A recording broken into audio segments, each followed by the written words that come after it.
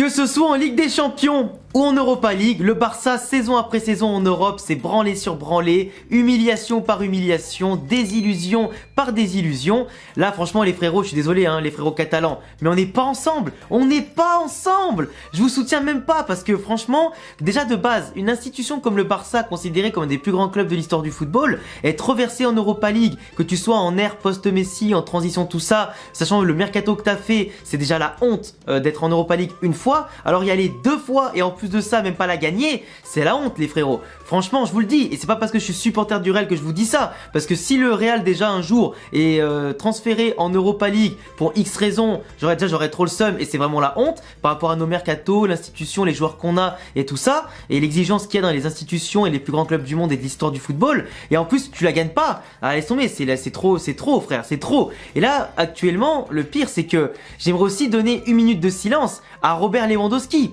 Quand même, parce que lui il quitte le Bayern où il était quasiment tous les ans bien placé en Ligue des Champions, tout ça, pour aller au Barça, un club qui de base avait Messi qui en 2021 lui a volé le ballon d'or, et là en plus tu es éliminé en 16ème de finale d'Europa League. C'est chaud, c'est chaud.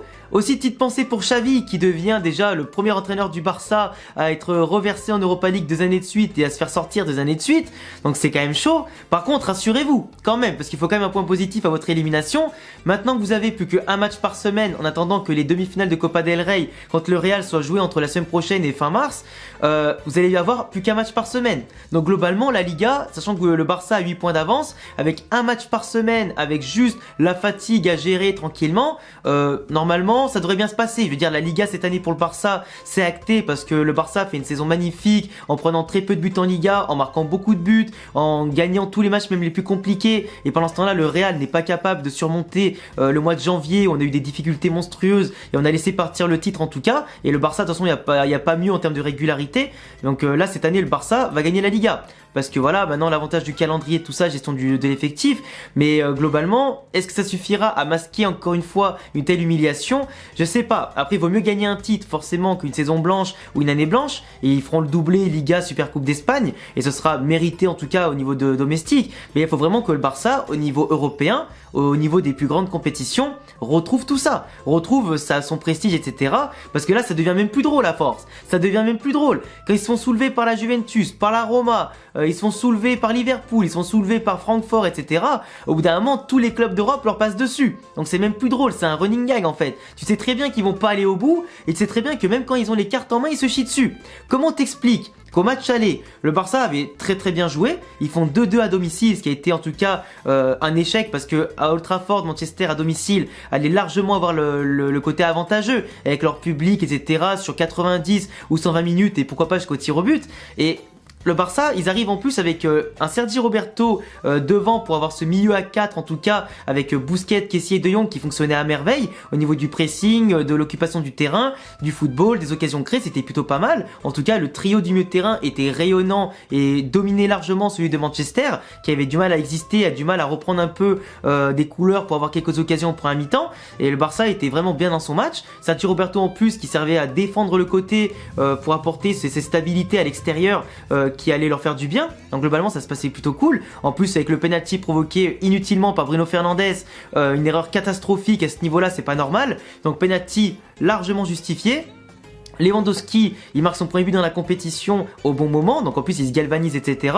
Ils ont une bonne mi-temps, mais globalement c'est honteux ce qu'ils ont fait Barcelone. Comment à 1-0 en étant à l'extérieur et aussi instauré pour la qualification, aussi installé dans le match, comment à partir de la mi-temps ils se sont endormis? Faut m'expliquer ça, parce que franchement j'ai regardé le match, je me suis dit ça y est, Barcelone ils sont partis pour gagner, j'ai à peine eu le temps de me réinstaller avec mon repas pendant la mi-temps, etc., de lancer la deuxième, qu'ils ont pris le but. Ils sont fait perforer par la combinaison de passe courte de Manchester qui en 2 secondes était devant la surface et Fred finit plat du pied, parce que Christensen pourtant il faisait un super match, en ce moment il est étincelant avec Aroro en tout cas en défense centrale, c'est quand même pas normal. C'est pas normal qu'il y avait autant d'espace et autant de liberté laissée à Manchester, qui de base était moins créatif, moins technique et surtout pas dans l'intensité.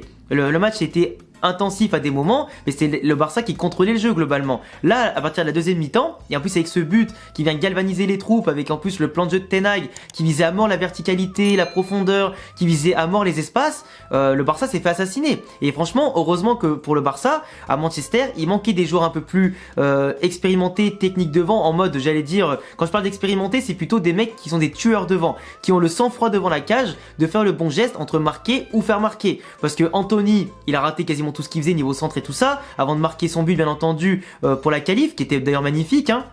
Mais sinon, les autres joueurs étaient trop imprécis. Et Barcelone voyait passer l'orage, ont eu quand même beaucoup d'occasions première mi-temps de tuer le match, mais ils l'ont pas fait. Et là, ils voyaient les occasions passer, ça ne les tuait pas forcément, mais il a fallu attendre qu'ils soient punis pour réagir un petit peu plus et aller un peu plus du côté de la cage de De Gea et de Manchester. Mais à 2-1, encore une fois, dos au mur. Et c'est pas normal. Et surtout, le Barça n'est pas le Real Madrid. Je veux dire, c'est pas donné à tout le monde de marquer plus de 2, 3 buts, 4 buts ou 5 buts à l'extérieur d'un grand club anglais sur son terrain et surtout de faire des remontadas dans le match. C'est pas donné à tout le monde. On l'a pourtant donné des cours. On a quand même fait plusieurs prestations comme ça depuis 2-3 ans quand même et depuis longtemps. Et personne prend des notes et encore moins le Barça quand même. Et pour moi, le milieu de terrain Busquets, Frenkie de Jong, Kessié, je sais pas pourquoi, ils ont perdu leur repère face à l'intensité de Casemiro, de Fred, avec les nouveaux entrants aussi après devant côté Manchester comme Garnacho qui est vraiment exceptionnel comme gosse franchement. Alors mis à part sa chevelure blonde là qui est totalement dégueulasse, le gars il a une capacité de percussion, de conservation et une rapidité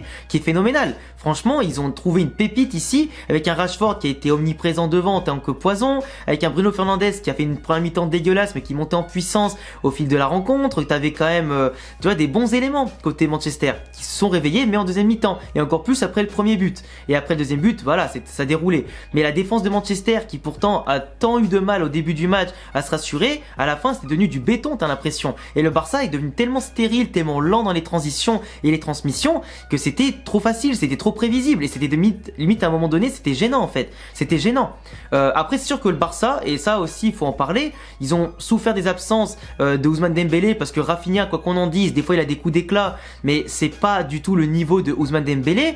Il y avait Ansu Fati, mais Ansu Fati c'est devenu catastrophique comme joueur, il est vraiment plus que l'ombre de lui-même. Il manquait Pedri, il manquait Gavi et clairement milieu de terrain dans l'intensité, dans les contacts, dans la créativité, ben forcément pour le Barça c'était deux grands passeurs décisifs, voire des petits buteurs sympas en moins, donc forcément, et des galvaniseurs de troupes aussi, parce que c'est un petit peu à l'orage déjà des leaders charismatiques du vestiaire, et ils savent hausser le ton avec le ballon dans les pieds, ils savent quoi faire. Et aujourd'hui malheureusement les autres n'ont pas remplacé. La défense du Barça, elle a pris l'eau, même si Koundé, en plus, à un moment donné, il avait une tête assez bien placée qu'il aurait pu marquer. C'était un beau sauvetage de De Gea. Mais globalement, tu vois, le Barça a manqué de solutions, a manqué de choses. Pourtant, comment il s'appelle, Baldé, il était aussi intéressant sur ses petites montées en défense, mais je sais pas, il y a eu un truc comme si le Barça, après le premier but, ils se sont remémorés toutes les remontadas qu'ils ont mangées, toutes les éliminations, et ça y est, c'était les jambes coupées. Le Barça n'avait plus d'huile dans le moteur, n'avait plus d'énergie et se faisait dépasser. Que ce soit dans le jeu et dans le reste, le Barça s'est écroulé. Et c'est là, par rapport par exemple au Real, où t'as Benzema qui galvanisait tout le monde à 2-0 contre Liverpool, bah il manquait quelqu'un à Barcelone sur le terrain qui prenait la parole pour justement galvaniser tout le monde. Là Lewandowski par exemple, ok il marque son petit penalty au début, c'est pas lui qui le provoque en plus de ça, mais je veux dire il marque son péno, mais il galvanise personne, il a été transparent tout le long, il a servi à rien après derrière. En seconde mi-temps, il n'y a pas eu de leader offensif, il n'y a pas eu de leader technique qui calmait le jeu, qui reposait tout le monde, qui donnait confiance à tout le monde, c'était le néant. Et le Barça c'est ça le problème, c'est qu'il leur manque un leader d'homme, il leur manque quelqu'un qui sur le terrain remet de l'ordre. Et à ce moment-là, bah, quand t'as les gens qui tremblent et que t'as une erreur, deux erreurs, les contres qui sont plus favorables, en plus de ça l'arbitre qui siffle pas aussi facilement qu'en Liga dès que tu te jettes par terre, qui laisse jouer un peu en tout cas à l'anglaise, bah forcément le Barça s'est retrouvé totalement dépassé. Et pourtant, moi je vous le dis, entre match aller et la première mi-temps, moi j'étais sûr que le Barça allait être qualifié parce que Manchester n'était pas vraiment au top de sa forme.